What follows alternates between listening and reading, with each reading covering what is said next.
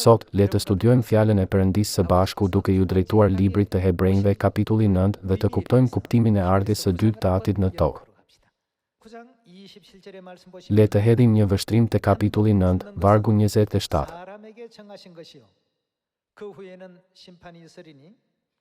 Dhe duke qenë se është caktuar që njerëzit të vdesin vetëm një herë dhe më pas vjen gjyqi, kështu edhe Krishti, pasi u dha vetëm një herë për të marrë mbi vete mëkatet e shumëve, do të duket për së dyti pa mëkat për ata që e presin për shpëtim. Në ardhjen e tij të parë, ai erdhi në këtë tokë për të vdekur në kryq si flijim për mëkatin. Dhe në ardhjen e tij të dytë, ai erdhi në këtë tokë për të shpëtuar mbar njerëzimin. Atëherë, a tha Perëndia atë që kur të vijë për herë të dytë, do të vijë vetëm për të na shpëtuar?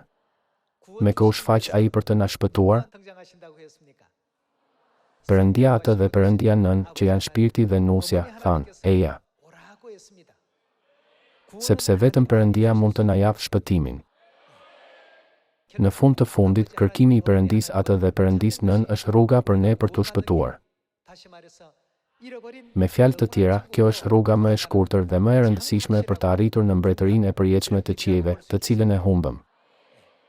Kjo është arsyeja pse Perëndia tha, vazhdo të njohësh Perëndin. Ai na tha të bëjmë çdo përpjekje për të njohur Perëndin. Le t'i hedhim një sy kapitullit 6 të Osea. Le të shohim vargun 3. E njohim Zotin. Që do të thotë Perëndi? Le ta njohim Perëndin. Të përpiqemi ta njohim më mirë. Në një version tjetër, ta njohim. Ardhja e tij është e sigurt si agimi. Ai do të na vijë si shiu i fundit dhe i parë mbi tokë. Shikoni vargun 6. Sepse unë dëshiroj mëshirë dhe jo flijimet dhe çfarë dëshiron Perëndia? Njohjen e Perëndisë më shumë se holokaustet. Është mirë që ne ofrojmë shumë sakrifica, që do të thotë se ne adhurojmë Perëndin, megjithatë, ajo që është më e mirë se kjo është që ne ta njohim saktësisht Perëndin. Atëherë, sot, a i njohin kishat e shumta në tokë emrin e ri, Krishti Ansangong? Ata nuk e njohin.